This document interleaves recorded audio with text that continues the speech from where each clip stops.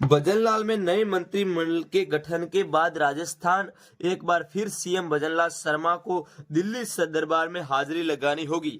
शायद इसलिए नवनियुक्त मंत्रियों के पोर्टफोलियो को इंतजार लंबा हो सकता है। दरअसल विरोधी ये आरोप लगा रहे हैं कि राजस्थान की सरकार अब दिल्ली से ही चलेगी।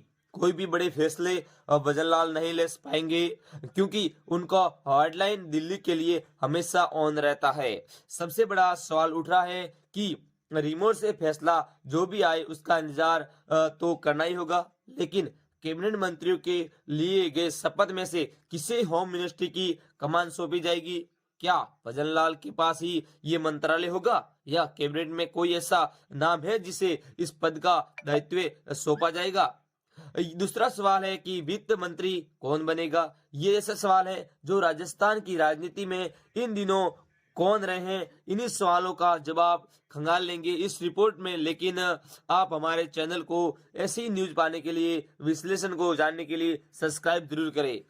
देखिए, बीजेपी की नई सरकार को बने हुए चंद दिन हुए हैं, लेकिन इस भजन की सरकार पर यह आरोप लग रहे हैं कि उनके सारे फैसले दिल्ली हाईकमान ही ले रहा है। तो क्या नए मुख्यमंत्री के मंत्रियों के पोर्टफोलियो का फैसला भी अब दिल्ली से ही होगा?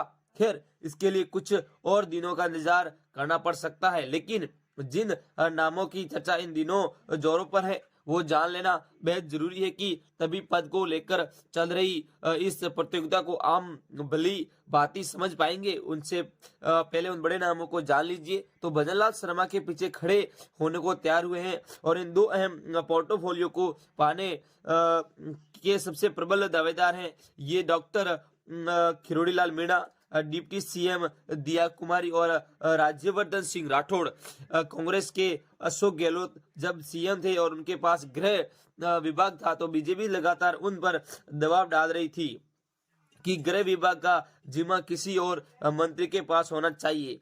ये कि अपने ही सियासी दाव पेश में फंसकर बीजेपी भजनलाल के पास गृह मंत्रालय नहीं जाने देगी।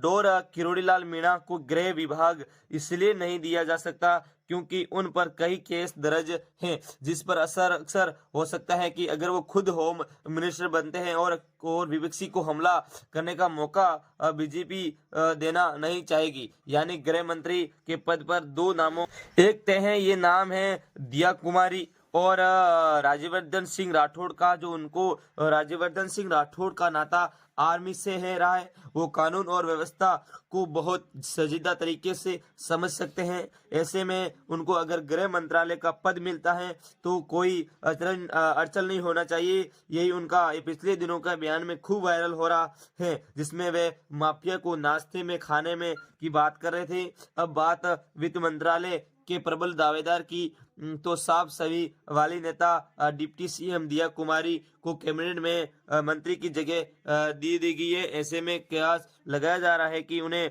वित्त मंत्रालय की कमान सौंपी जा सकती है। धन्यवाद।